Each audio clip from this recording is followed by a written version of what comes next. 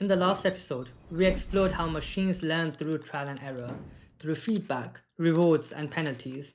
Now, reinforcement learning taught us that progress, whether it was in algorithms or in real life, and we learned that it often emerges through persistence, iteration, and correction. But that episode left us with a deeper question. What exactly are these machines learning? Are they forming understanding, or are they simply adapting behavior?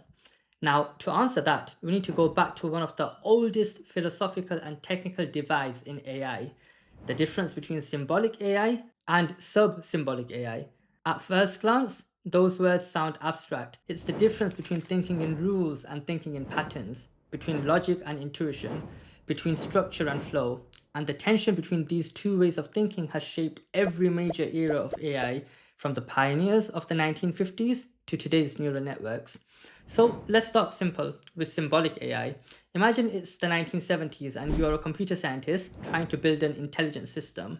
Now, back then, you could not just feed a machine billions of examples and hope it learns. Data was limited, computing power was scarce. So instead, you taught the computer how to reason step by step. You gave it symbols, representations of objects or ideas, and you told it how those symbols relate. If A is bigger than B and B is bigger than C, then A is bigger than C. If it is raining, carry an umbrella. That is symbolic AI, intelligence through explicit rules and logic. It mirrors how humans reason when we follow instructions or apply formal reasoning. Now, many of the early expert systems, like IBM's MYCIN for medical diagnosis, were built on this model. They encoded human expertise into thousands of if then rules. The strength of symbolic AI is transparency. You can open the box, read the rules, and understand how the machine reached its decision. But the weakness is rigidity. Life does not always follow neat logic. There are exceptions, ambiguities, and so on. So symbolic AI struggled when the real world became messy. Now, contrast that with sub-symbolic AI, the approach that dominates today. Instead of writing down rules, you give the machine data.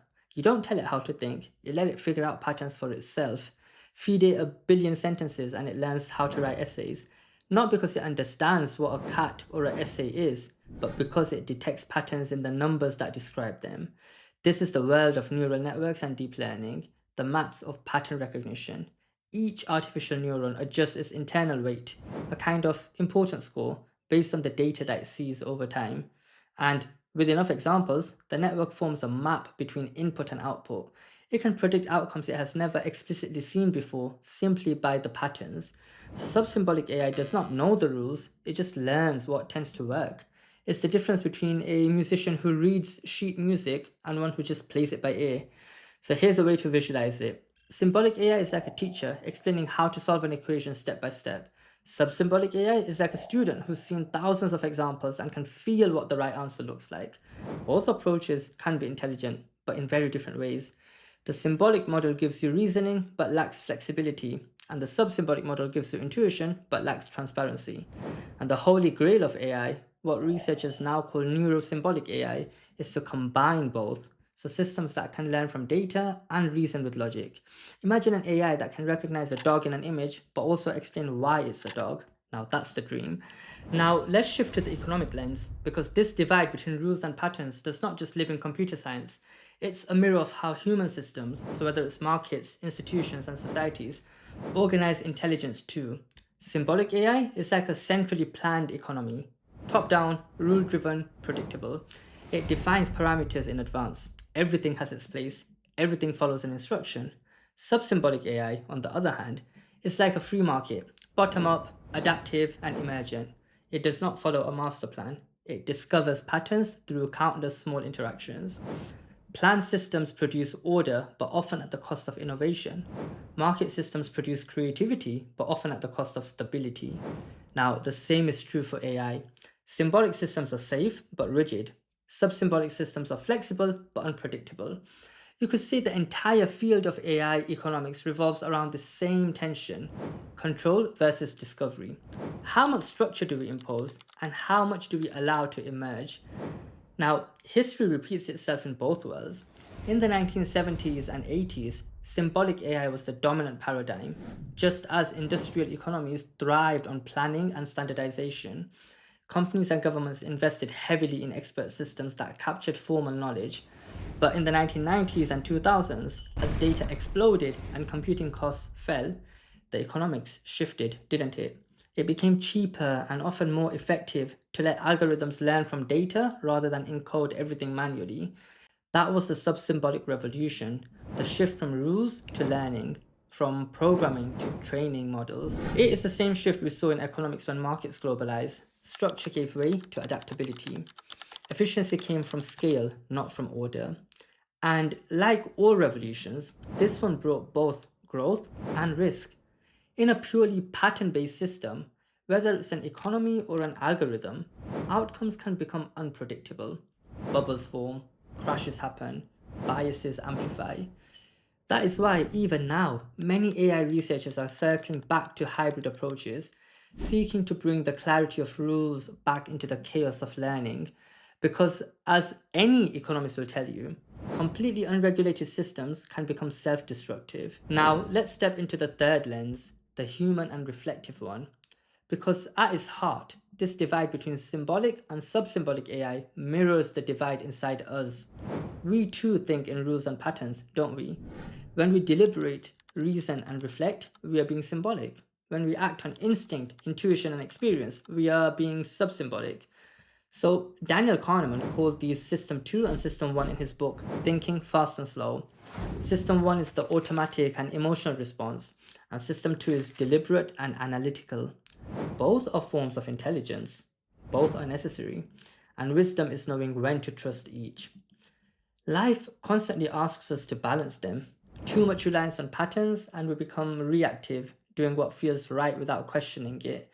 And too much dependence on rules, and we become rigid, doing what is prescribed without truly understanding it. Now, a society driven only by patterns becomes impulsive, trend chasing, and algorithmic.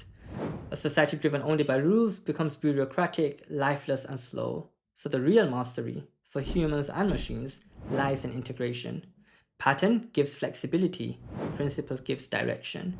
Now, this balance is something that spiritual traditions have long understood, though expressed in different words.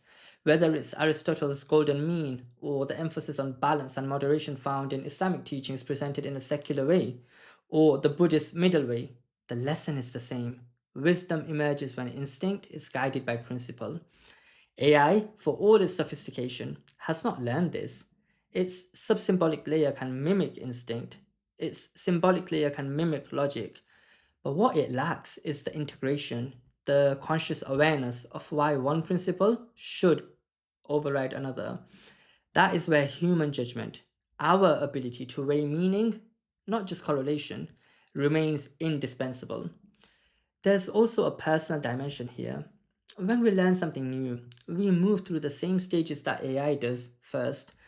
At first, we rely on rules, symbolic learning. We memorize formulas, definitions, and frameworks. But with practice, those rules become intuitive, sub-symbolic. We stop consciously thinking about them, they become part of us. Think of driving a car. When you start, it's all rules, mirror, signal, maneuver. But after a while, it becomes pattern recognition. It's a smooth, automatic, autopilot even.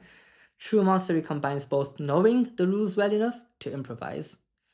Now, in that sense, AI is mirroring us, isn't it? It learns rules, then abstracts patterns. But unlike us, it does not yet know why those patterns matter. So, where does this take us? Well, across the 6 episodes, we have now seen how AI learns from data, through structure, and through feedback. But this episode reminds us that learning alone is not enough. Intelligence without understanding can be dangerous, and understanding without structure can be useless. Symbolic AI gives us reasoning without intuition. Sub-symbolic AI gives us intuition without reasoning. And the frontier ahead, where researchers are heading now, is combining the two into something more holistic. It's called neurosymbolic AI, systems that can perceive patterns and manipulate abstract concepts at once. It's like giving machines both intuition and logic. But before we go there, we need to ask something deeper. What happens when machines start making decisions that blend both? When their pattern based learning starts to influence the rule based systems that govern society, from justice to hiring to finance? That is where alignment and safety come in.